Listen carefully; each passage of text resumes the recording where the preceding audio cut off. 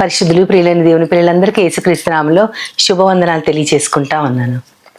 ఒకసారి ఒకరు నన్ను అడిగారు, నీతిమంతులు అంటే ఎవరు అని. అంటే నీతిమంతులు అంటే ఎవరు అంటే, మామూలుగా నాకు తెలిసి దేవుని నమ్మిన వారు నీతిమంతులు. కానీ మనం పూర్తిగా ఈ లోకంలో నీతిమంతులుగా తీర్చబడము. యేసుక్రీస్తు వారైతే మనల్ని పరిశుద్ధులు నీతిమంతులని ముందుగానే పిలిచేశారు.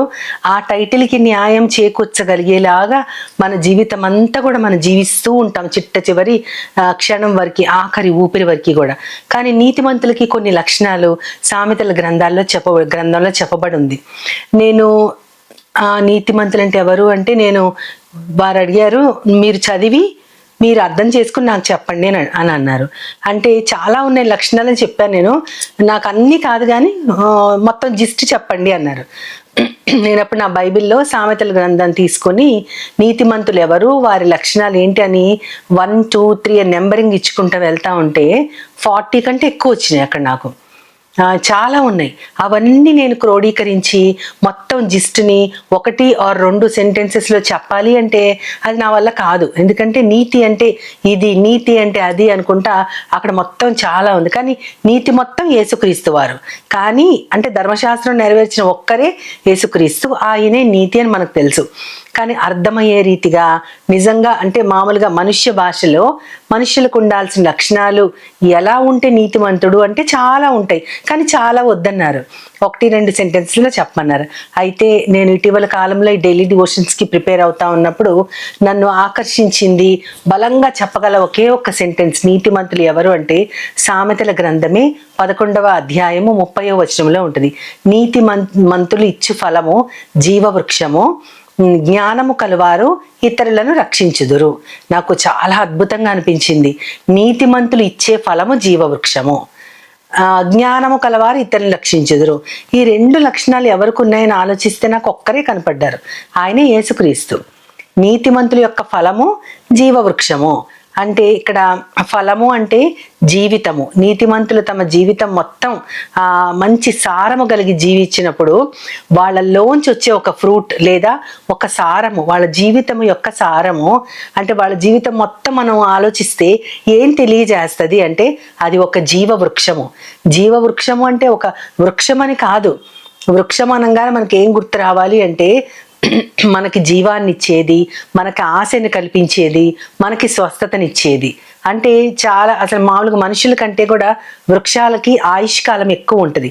అందుకనే దైవ గ్రంథంలో నా జనుల ఆయుష్ వృక్షాయుష్యమంతం అగును అంటాడు దేవుడు. అంటే వృక్షాలు ఎలాగ దీర్ఘకాలం బ్రతుకుతాయో అలాగే మనుషులకు కూడా దీర్ఘాయువుని నేను ఇస్తున్నాను అని అది ఓల్డ్ టెస్టిమెంట్లో ప్రామిస్ అది. కానీ ఇక్కడ ఏం చెప్తున్నారంటే అది జీవవృక్షము. నీతిమంతుల యొక్క బ్రతుకంతా వారు బ్రతికిన విధానము చూస్తే, వారిలోంచి వచ్చే అంటే వారి జీవితం మొత్తము చూస్తే గనక ఆ సారము, ఆ ఫలం అంటే ఇతరులకి దక్కేది. ఆ ఫలం వారు తీసుకోరు. ఫలము అంటే ఏ చెట్టు కూడా తన ఫలము తానే తినదు, ఇతరులకి ఇవ్వడం కోసం ఆ ఫలము. అలాగే నీతిమంతులు జీవించేది ఇతరుల కోసం, వారిచ్చే ఫలము ఇతరులకి అది జీవితం మీద ఆశ చిగురింప చేస్తుంది, వారికి జీవాన్ని ఇస్తుంది, వారికి స్వస్థతనిస్తుంది. ఈ లక్షణాలన్నీ చూస్తే గనక యేసుక్రీస్తు వారే. యేసుక్రీస్తు వారి యొక్క జీవితాన్ని మనం తీసుకుంటే ఆయన గురించి మనం ఒకటే చెప్పచ్చు. ఆయన ఏమంటారంటే నేనే నిజమైన ద్రాక్షావల్లిని అంటారు. అంటే యేసుక్రీస్తులో మనం ఉండగలిగితేనే ఎవరైనా సరే ఆయనలో తీగలుగా, ద్రాక్షావల్లి నిజమైన ద్రాక్షావల్లి ఆయన, తీగలు మనము. ఆయనలో మనం ఉంటే గనక మనము ఫలిస్తాము. ఆ నీతిమంతుడు దైవ కుమారుడు, ఆయనే దేవుడు. ఆయనలో మనం ఉంటే, తీగలుగా ఉంటే గనక మనం బాగా ఫలిస్తాము. ఆయన ద్రాక్షావల్లిగా మనం పేర్కొంటే ఆయనలో ఉన్నటువంటి తీగలుగా ఉన్న ఫలించే మనుషులు ఎలా ఉంటారంటే కీర్తనల 1వ గ్రంథం 3వ అధ్యాయం 3వ వచనం చూస్తే గనక నీతిమంతులు నీటి కాలువల యోరన నాటబడిన వారై ఆకు వాడక తమ కాలమందు ఫలమిచ్చు వారి వలె ఉంటారు. అంటే నీటి కాలువలు ఎవరనంటే ఒక చెట్టుని, ఒక మొక్కని స్ప్రింగ్స్ అంటే వాటర్ ఎక్కడ ఫ్లో అవుతుందో అక్కడ కనుక నాటించితే దాని వేళ్ళు లోపలికంటా వెళ్ళి ఎక్కడెక్కడో ఉన్న పక్కనే వాటర్ ఉంది, ఫ్లోయింగ్ వాటర్ ఉంది కాబట్టి దానిలోంచి వాటర్ అబ్జార్బ్ చేసుకొని అది ఎప్పుడు వాడిపోదు. వాడిపోదు. తన కాలమందు ఏ సీజన్లో ఫలాలు ఇవ్వాలో ఆ సీజన్లో ఖచ్చితంగా అది ఇస్తుంది. దాని యొక్క ఆకు వాడదు, అది ఫలము కూడా ఇస్తుందని అక్కడ చెప్పబడుతుంది. నీతిమంతులు అలా ఉంటారు, అంటే ఎప్పుడూ పచ్చగా ఉంటూ వాళ్ళని చూడగానే జీవానికి ఒక ప్రతీకగా, వాళ్ళని చూడగానే ఇలా జీవించాలని మనకు ఆశ పుట్టగలిగేలాగా వాళ్ళు ఉంటారు. అంతేకాకుండా వారిచ్చే ఫలం మనకు ఉపయోగపడుద్ది. అది నీతిమంతులు అంటే. ద్రాక్షావళిలాగా యేసుక్రీస్తున్నారు, ఆయనలో తీగలుగా ఉన్నవారు నీటి కాలువలు ఎవరని నాటబడిన ఒక చెట్టులాగా వారు ఉంటారు. వారు తమ కాలమంది ఇతరులకి ఫలమిస్తారు, వాళ్ళ ఆకు కూడా వాడిపోదు అని ఉంటుంది. అయితే జ్ఞానము గలవారు ఇతరులని రక్షిస్తారంటే జ్ఞానం ఏంటి అంటే, మనం మళ్ళీ యేసుక్రీస్తు వారిని చూసుకుంటే జ్ఞానము జ్ఞానము జ్ఞానం అని సామెతల్లో చెప్పిందంతా, కుమారుడా నా ఉపదేశాన్ని ఆలకించు, దయను సత్యాన్ని నీ కంఠాన్ని వీడనివ్వకు, నువ్వెప్పుడు అది కంఠహారంలాగా ఉంచుకో, నిన్నెప్పుడు వీడనివ్వకు, నా ఉపదేశాన్ని ఆలకించు, జ్ఞానము కలిగి ఉండే జ్ఞానం అని చాలా విస్తృతంగా సామెతల గ్రంథాల్లో చెప్పబడింది. ఆ జ్ఞానానికి రూపమే యేసుక్రీస్తు వారు. ఆయనే జ్ఞానవంతుడు. అయితే అంత జ్ఞాని ఆయన ఏం చేశారంటే తన ప్రాణాన్ని త్యాగం చేసి మనందరినీ కూడా రక్షించారు. మనం ఇందాక చెప్పుకున్నది అదే కదా, జ్ఞానవంతులు ఇతరులను రక్షించుదురు. అది యేసుక్రీస్తు వారుగా చూసాము.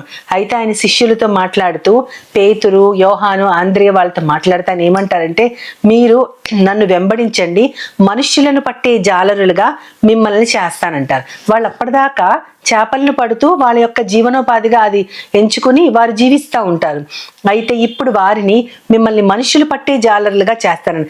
మనుషుల్ని పట్టడం అంటే ఏంటి అంటే, పాపము నుంచి పాపరహితమైన జీవితంలోనికి తీసుకురావాలి అంటే యేసుక్రీస్తు వారిని అనుసరించాలి. మీరు ముందు నన్ను అనుసరించండి, ఆ తర్వాత నా నిష్క్రమణ తర్వాత మీరు అనేక మందికి సువార్తను ప్రకటించే వారిగా ఉంటారని యేసుక్రీస్తు వారి ఉద్దేశం. అప్పుడు మనుషులని దేవుడి కోసం సంపాదించటమే మనుషుల్ని పట్టడము అని అర్థం. దేవుని కోసం ఇతరుల ఆత్మల్ని మనం గనక ఒక పంటలాగా దేవుని దగ్గరికి తీసుకెళ్ళగలిగితే నిజంగా మనము కూడా జ్ఞానవంతులమే. మనము కూడా ఇతరులని రక్షించగలిగేటట్లుగానే మనము కూడా ఉంటాము. కాబట్టి ఆ జ్ఞానము మనలో ఎప్పుడు ఉండగలగాలి, ఆ నీతిమంతత్వం మనలో కూడా ఉండగలగాలి. ఎవరైనా సరే మనల్ని చూసినప్పుడు మనము నీతిమంతులు మనమే చెప్పుకోవడం కాదు, కానీ ఇతరులు మన జీవన విధానము ద్వారా, అంటే అక్కడ చర్యలు ఇంపార్టెంట్. ఫలము అంటే అది ఒక క్రియ, కేవలము ఒక చూపుతో చూసి వీరు నీతిమంతులని చెప్పడం కాదు. మన యొక్క చర్యలు, మన మాటల కంటే అంటారు కదా, మన యాక్షన్ స్పీక్ లౌడర్ దాన్ వర్డ్స్ అంటారు. అంటే మనం మాట్లాడే దానికంటే మన యొక్క చర్యలు ఎక్కువగా మన గురించి తెలియచేయాలి. మన యొక్క ఫలము ఇతరులకి దేవుని అందించేలాగా ఉండాలి. మనము దేవుని వారికి పరిచయం చేస్తూ వారిని రక్షించగలిగేలాగా ఉంటే మనమే దేవుని వారసులుగా, నీతిమంతులుగా ఈ లోకంలో జీవించగలము.